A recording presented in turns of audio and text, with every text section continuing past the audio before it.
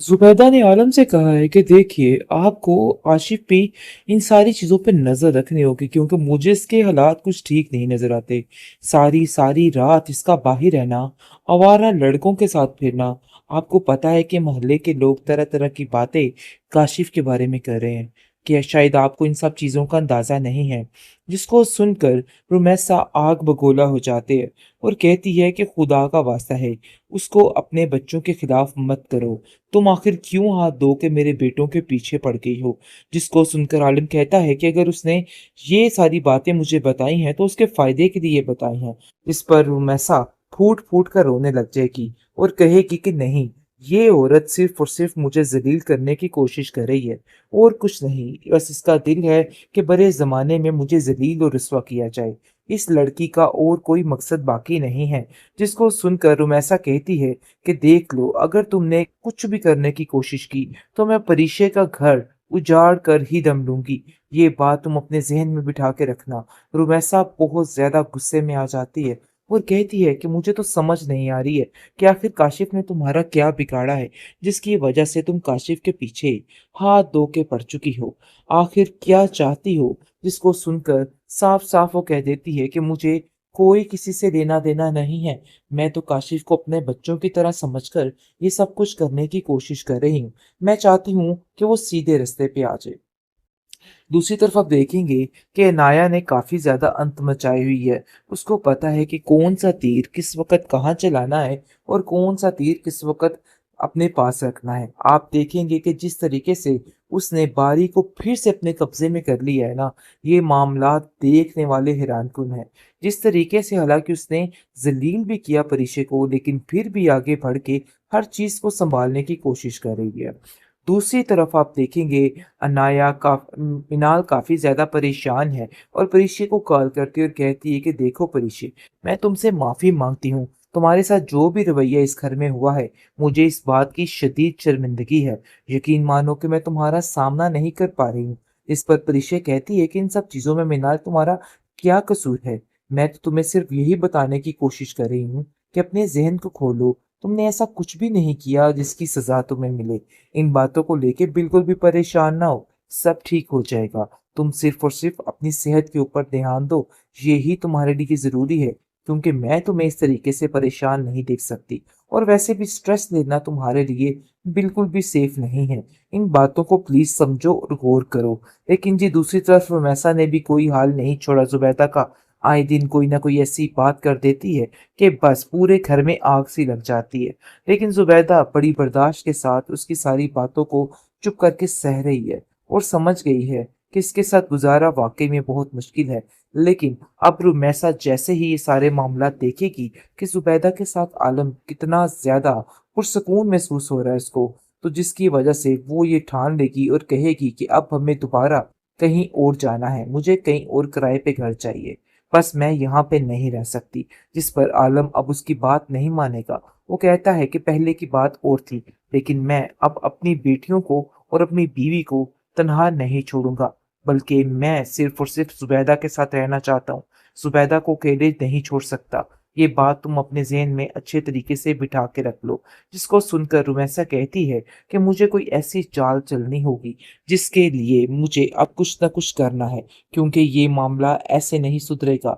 इस मामले को वक्त चाहिए और मुझे पता है कि अब इस मामले को किस तरीके से सुलझाना है। ये मसला हल करना बहुत ज्यादा जरूरी हो चुका है। जुबैदा ने आलम से कहा है कि देखिए आपको आशिफ पे इन सारी चीज़ों पे नज़र रखनी होगी क्योंकि मुझे इसके हालात कुछ ठीक नहीं नज़र आते। सारी सारी रात इसका बाहर रहना, आवारा लड़कों के साथ फिरना। आपको पता है कि मोहल्ले के लोग तरह तरह की बातें काशिफ के बारे में कर रहे हैं कि शायद आपको इन सब चीज़ों का अंदाज़ा नहीं है। जिसको सुनकर रुमैसा आग बगोला हो जाते हैं और कहती है कि खुदा का वास्ता है, उसको अपने बच्चों के खिलाफ मत करो। तुम आखिर क्यों हाथ धो के मेरे बेटों के पीछे पड़ गई हो? जिसको सुनकर आलिम कहता है कि अगर उसने ये सारी बातें मुझे बताई हैं तो उसके फायदे के लिए बताई हैं। इस पर रुमैसा फूट फूट कर रोने लग जाएगी और कहेगी कि नहीं, ये औरत सिर्फ और सिर्फ मुझे जलील करने की कोशिश कर रही है और कुछ नहीं, बस इसका दिल है कि बड़े जमाने में मुझे जलील और रुस्वा किया जाए। इस लड़की का और कोई मकसद बाकी नहीं है। जिसको सुनकर रुमैसा कहती है कि देख लो, अगर तुमने कुछ भी करने की कोशिश की तो मैं परिचय का घर उजाड़ कर ही दम लूंगी। ये बात तुम अपने जहन में बिठा के रखना। रुमैसा बहुत ज्यादा गुस्से में आ जाती है और कहती है कि मुझे तो समझ नहीं आ रही है कि आखिर काशिफ ने तुम्हारा क्या बिगाड़ा है, जिसकी वजह से तुम काशिफ के पीछे हाथ धो के पड़ चुकी हो।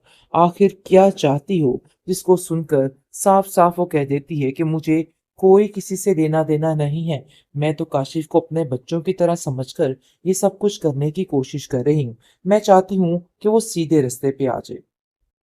दूसरी तरफ आप देखेंगे कि अनाया ने काफी ज्यादा अंत मचाई हुई है। उसको पता है कि कौन सा तीर किस वक्त कहाँ चलाना है और कौन सा तीर किस वक्त अपने पास रखना है। आप देखेंगे कि जिस तरीके से उसने बारी को फिर से अपने कब्जे में कर लिया है ना, ये मामला देखने वाले हैरानकुन है।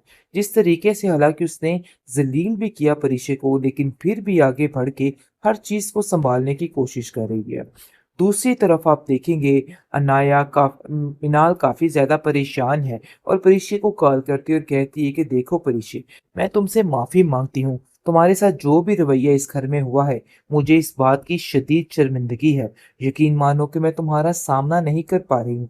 इस पर परिशे कहती है कि इन सब चीजों में मिनाल तुम्हारा क्या कसूर है? मैं तो तुम्हें सिर्फ यही बताने की कोशिश कर रही हूँ कि अपने जहन को खोलो। तुमने ऐसा कुछ भी नहीं किया जिसकी सजा तुम्हें मिले। इन बातों को लेके बिल्कुल भी परेशान ना हो, सब ठीक हो जाएगा। तुम सिर्फ और सिर्फ अपनी सेहत के ऊपर ध्यान दो, यही तुम्हारे लिए जरूरी है, क्योंकि मैं तुम्हें इस तरीके से परेशान नहीं देख सकती। और वैसे भी स्ट्रेस लेना तुम्हारे लिए बिल्कुल भी सेफ नहीं है। इन बातों को प्लीज समझो और गौर करो। लेकिन जी दूसरी तरफ रमैसा ने भी कोई हाल नहीं छोड़ा जुबैदा का। आए दिन कोई ना कोई ऐसी बात कर देती है कि बस पूरे घर में आग सी लग जाती है। लेकिन जुबैदा बड़ी बर्दाश्त के साथ उसकी सारी बातों को चुप करके सह रही है और समझ गई है कि इसके साथ गुजारा वाकई में बहुत मुश्किल है। लेकिन अब रुमैसा जैसे ही ये सारे मामला देखेगी कि जुबैदा के साथ आलम कितना ज्यादा पुरसकून महसूस हो रहा है इसको, तो जिसकी वजह से वो ये ठान लेगी और कहेगी कि अब हमें दोबारा कहीं और जाना है, मुझे कहीं और किराए पे घर चाहिए। बस मैं यहाँ पे नहीं रह सकती। जिस पर आलम अब उसकी बात नहीं मानेगा। वो कहता है कि पहले की बात और थी, लेकिन मैं अब अपनी बेटियों को और अपनी बीवी को तनहा नहीं छोड़ूंगा, बल्कि मैं सिर्फ और सिर्फ जुबैदा के साथ रहना चाहता हूँ। जुबैदा को अकेले नहीं छोड़ सकता। ये बात तुम अपने ज़हन में अच्छे तरीके से बिठा के रख लो। जिसको सुनकर रुमैसा कहती है कि मुझे कोई ऐसी चाल चलनी होगी जिसके लिए मुझे अब कुछ ना कुछ करना है, क्योंकि ये मामला ऐसे नहीं सुधरेगा। इस मामले को वक्त चाहिए और मुझे पता है कि अब इस मामले को किस तरीके से सुलझाना है। ये मसला हल करना बहुत ज़्यादा ज़रूरी हो चुका है।